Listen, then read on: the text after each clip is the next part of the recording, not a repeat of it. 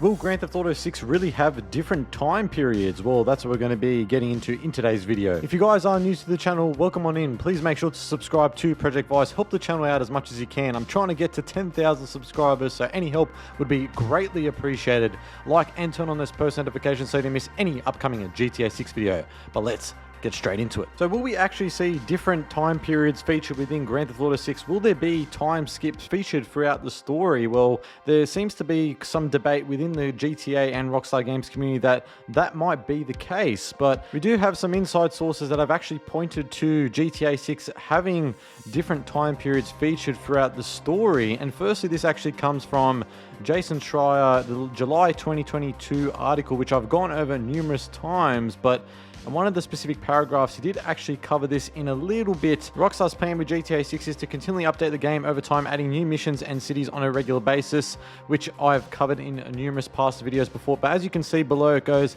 still the game's world remains large with more interior locations than previous GTA games, impacting the timeline. Now, does this mean that the timeline is going to be impacted in relation to GTA 6's story mode or online? Well, we don't know for sure whether it's going to be for story mode or online, but what we can probably take away from it is that the timeline is going to be impacted to some degree, whether that means in relation to a time jump in the story mode, let's say present day Vice City with Lucia and Jason, and maybe going back in time.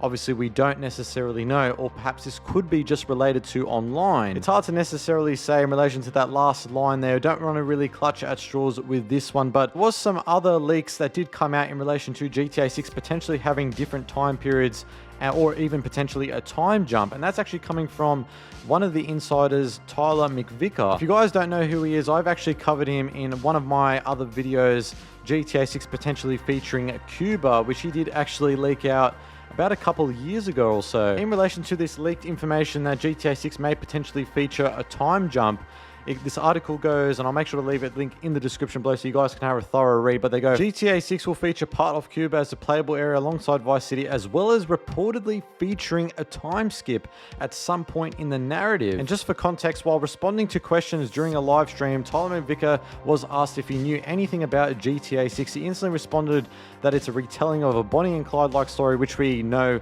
of at the moment, which he suggests means that we already know how it's likely to end. And then he actually added a bit more information by saying that it's going to include two playable characters, which we already know as Jason and Lucia, and then it has some type of time jump. That's twice there that he did mention it, that the game's going to be featuring some type of time jump or time skip.